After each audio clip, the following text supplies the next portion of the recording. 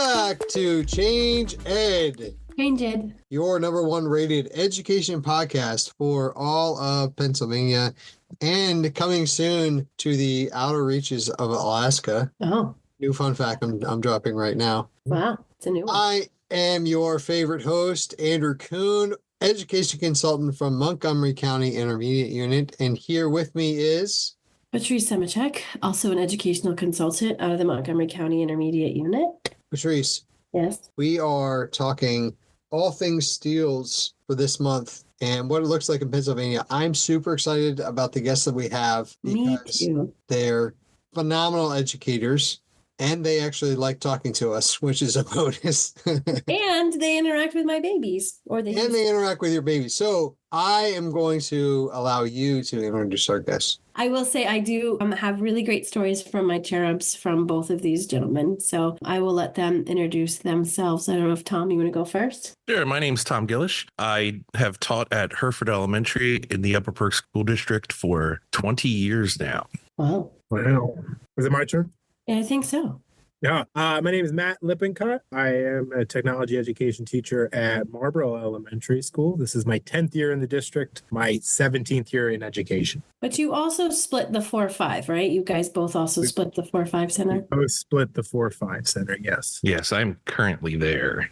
Now, see, Matt, based off the way you reacted to when Tom said he'd been in it for 20 years, I thought you were going to say, I just turned 20. That's what I thought you were going. Not, I've also been in it for 17 years. That's not where I thought I was going to land.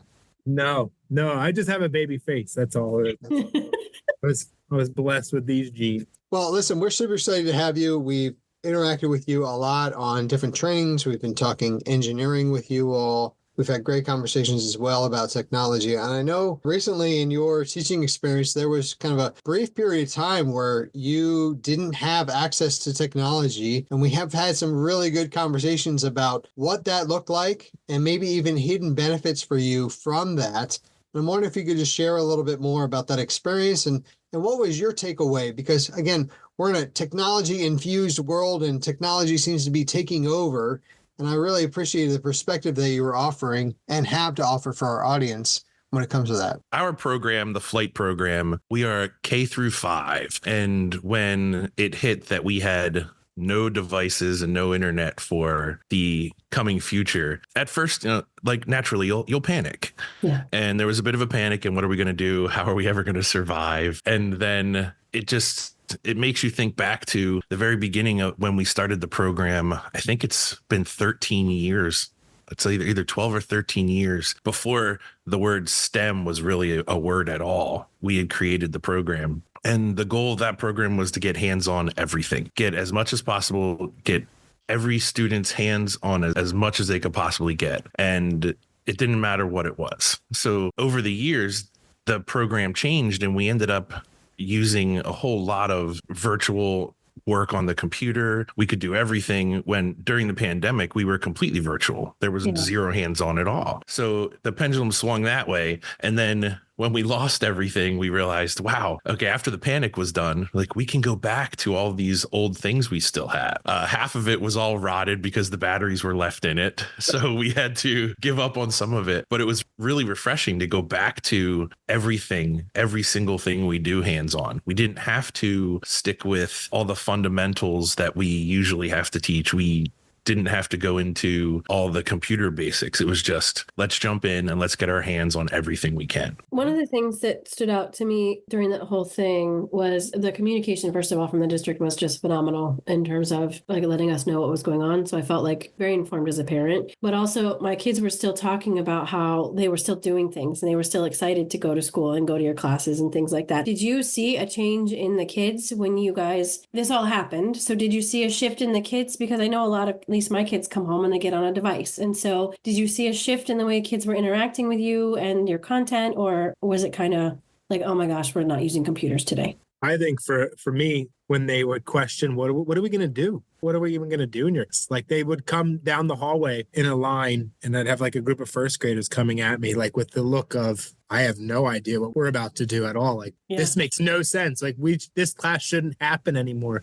There's no computers. I don't know what we're going to do. When they went and they saw what we had set up for them. So when we would do Ozobots with just markers, their brains would just explode. You could see the light bulbs and all these things going off, that technology doesn't necessarily end at a computer screen. There's so many more applications for what we talk about. And I think they saw some of the things that we talked about with a computer being applied to situations without it. It forced connections that wouldn't have been there without the loss of technology. So it's kind of small blessing in disguise, I guess. Like Tom had said, like it really did open our eyes, and it kind of drew new connections for them that wouldn't have happened otherwise. Some of my favorite moments as a parent is when we lose power at the house, because then everything goes down. And it sounds like very much like that's what happened for you, but for an elongated period of time. Yeah.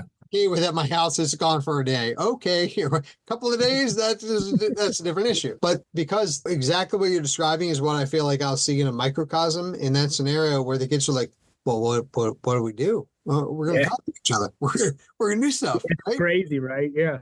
Yeah. And we pull out the Uno cards. Dad, oh my gosh, what are these? Right. And then we have a different. Uno cards. Sounds like, again, very similar in that you all were able to make the most of it, but also show that technology is more than a computer.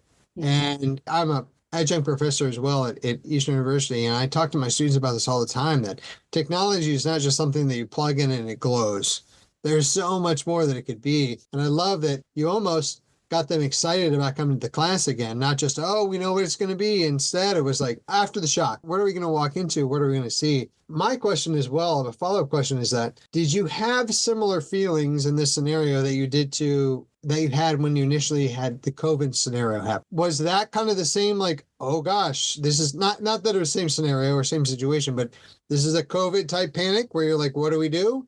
Or like you said, you kind of easily transition because of that experience? I think for me, working with Tom, we work so well together. When we realize that things aren't going to change, I think this will happen with COVID too. Like when we realized that we were going to be stuck, we stop and we connect, and then we collaborate in that moment. Like, okay, here's the scenario. Here's worst case scenario. This is what we just start bouncing ideas off of each other. I think having two sides to that, like having someone to bounce ideas off of and nurture the ideas you might have in your head and like tell you that you're not crazy and that will work. I think that's huge. I can't say enough about having someone like Tom on the other side, because I would have been like, I think I'd still be having like, I'd have Crayolas and coloring books. I'd be like, I don't know what Tom needs to come save me. I don't know what's happening. Well, at the same time, you look at it the opposite way. I need someone, or some people need to be grounded in ways where one of us could come up with a crazy idea and try it. And you'd be like, whoa. What are you thinking? Take a step back. Yeah. Let's bring that down 5 notches, and maybe we can make it work, but let's see, because I'm not so sure about that at all. So it's really great to have someone to bounce your ideas off of. And I'm so lucky when the guy who started the program with me in the beginning, when he left, I was very worried. How are we ever going to get someone who's going to be able to do these crazy things that I do, or that we did together, or who has any passion for this at all? We've been a fantastic team for many years. Yeah, I can't. It's been a decade. This is my 10th year in the district, and I just can't say. It has been, people like dread going to work because of who they have to work with, and I'm so thankful. I don't know if I ever told you, Tom, but thank you. Thanks. You make my job way nicer than it could be. Thank you too, sir. We're a good team. We are. Well, and based on what Matt was saying, Tom, I think the kids thank you as well, because otherwise it would just be crayons and coloring. So. Yeah, and it was for the first few days, because I was really I was in shell shock. I had some I just lost my father 3 weeks prior to that. I was completely in the weeds, I guess they would say, in the kitchen world or the restaurant world. I was in the weeds completely, and it was Tom that pulled me back out. It's like, okay, this is what we're gonna do. I said, okay, thanks. I appreciate you telling me. That's awesome. I love hearing you both talk about this and the strength of the team that you're working together. And truly, I was kind of looking at Patrice, because as you two are describing your personalities, I'm like, wow, that's the two of us. That's how we work, pushing each other, but also grounding each other. And I think that for educators in general, it's find your person, find somebody who can help you with that and encourage you and do both those things, right? Ground you, but also stretch you and encourage you, because there's so many great things that we can do. And at the same time, there's so many things that are happening that without somebody else to kind of help ground you and say, here's where we are, and help you find neutral, it can be really hard. So that. This is a great job picking two really great people, Patrice. I told you. Finally carrying your weight. I appreciate that. Wow. It wouldn't be the program it is if we didn't have each other to work off of. Yeah. Yeah. I have a visual art background, and Tom obviously has like the more tech side of things. So it's a really cool dynamic. Mhm. He'll pull the design process and things like that, how it applies to visual arts and how it applies to like engineering or technology. Like there's so many different little facets that we each have like expertise in. And so when you bring them all together into like one unit that we're both going to teach to all of the kids, I think the kids get a more well-rounded perspective on what we're talking about. Some of the things that maybe I would be so quick to think about, Tom's like, oh, no, you got to, focus on this aspect. It enhances like the education for our kids. And it's a really cool dichotomy that we have going on. It's super unique, and I think it's awesome for the kids of Upper Perk, without a doubt. That's great. And we do have to give credit to Upper Perk for whatever crazy ideas we have, they will listen and almost always let us run with them. Mm-hmm.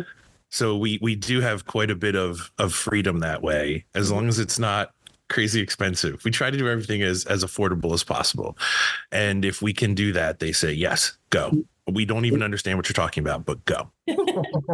That's super. It's super. We're going to do it.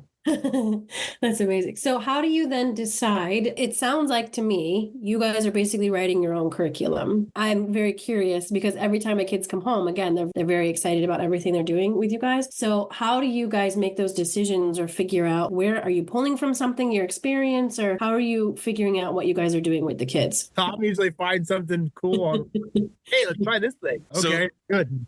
The reason I was passionate about starting the FLITE program was because as a fourth grade teacher, my students didn't know anything that I knew when I was a kid. They didn't have the playing outside experiences that I did. They had never used a saw. They didn't know how to hammer a nail. There were, so many things on top of that too, but there was all these different hands-on experiences that they never had that as the type of kid that I was like, you're kidding me. Kids don't have this. My childhood wasn't everyone's childhood. I kept trying to add technology and this tinkering engineering aspect into what we did. And the number one goal between Dan and I was to create a program where kids were hands-on and they were getting practical experiences that they might not get at home anymore. So that was the root of everything, was to use technology and to give them practical hands-on experiences. That's why we are doing wood shop with fifth graders. All those different things that we do all have the main goal of giving them a very broad, well-rounded experience. And for me, I get to play and do wonderful things all day long with different grades. So when we pick stuff for our curriculum, we always look to that. What is the practical experience here? Why would they ever need this stuff? And then is it fun? And do we want to do this stuff? And is it going to help them in the future? So we have a very broad scope of what we can pick and what we look at to do. Right. So Silas still talks about, he was a part of, I think you had a grant to do gardening outside of Hereford. Yeah. So Silas still talks about that. And we actually have a raised bed garden now. Thank you for giving me more work at home. But the reason why I asked was because I was like, why is Mr. Gillish doing gardening? And then he was like, oh, because it all comes into like doing this. And Silas could easily explain it. But it was cool to me to hear how you guys are not just focusing on the computer piece, right? You're doing all these other things. And so unlike anything I've experienced in school districts I've been in, it's been very fun to see how integrated you guys have made things. And it's not just about the tech. And this makes so much more sense because she's like, I just built a Gillish garden. I didn't know what that was. Now I know what the Gillish garden is. We do all kinds of things. That the garden that you're talking about, the school, the elementary school has a courtyard in the middle of it. It's a very old school. So it's got this old courtyard. One year we took the pond drainage hole thing and converted it into a fountain. And then the high school kids came down and helped us design benches to put around the fountain. We had to figure out how to waterproof the fountain, how to put a pump in it. And then the high school came down, showed our kids how they measured everything, and then they assembled it with some of our students. When we had the chance to have a club, it was a gardening club because we needed to weed out there. And I wanted to teach kids how to get their hands dirty and grow plants and see that. And now we have the soil side of gardening that we still do, but now the hydroponic side goes K through 5. We're in curriculum rewrite right now, and we are officially adding hydroponics K to 5 into the curriculum. So we'll have a budget for it now. That's awesome. And then so it's all those, whatever we can do that's hands-on that a lot of our students might not get. How are the new standards impacting you and the work that you're doing? I come up with the things that we should do. And then Matt can look at standards and say, wow, here are 4 standards that this thing you wanted to do just nail. So there's our 4 standards. I've been around, I think, 3 or 4 different sets of standards. But now that we're into the steels really, when you break them down, they're not that different than what we had before. I think they're a little bit more organized.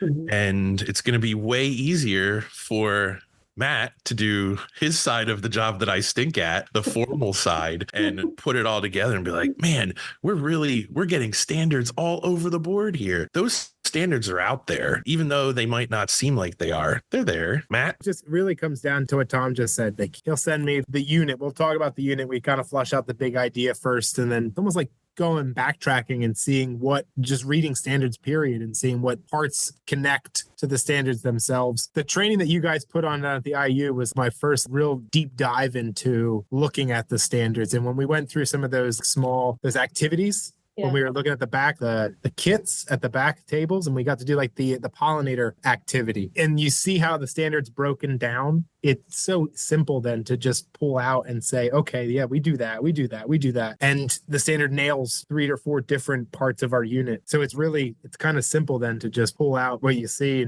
and make those connections to what we're already doing or what we will be doing. So, and in the same vein, when you're looking at those standards, you can get ideas. And we're very lucky that we can look and say, wow, this standard and this standard and this standard, they could really fit together, and we could do a whole nother unit on XYZ, and we would be able to hit all these other great standards, but we would have a lot of fun doing it. So you can work both ways. Which is amazing, because really that was honestly when the architects of the NGSS put this all together, that was a true design to actually achieve integration. Because I think, Tom, in the beginning, you had mentioned that FLITE was around before STEM, and obviously STEM was around before STEELS, but the idea was, how do we actually integrate all of this learning so that while it will happen in different classroom settings, we're still bringing it all together to say, there's not one time where you're like, okay, now I'm going to sit down and engineer. I'm not going to technology, and there's no science. I'm just going to engineer. But realistically, you're using all those skills and you're pulling on them. And the great thing is that it creates all of these pathways for students to get involved. So if somebody's like,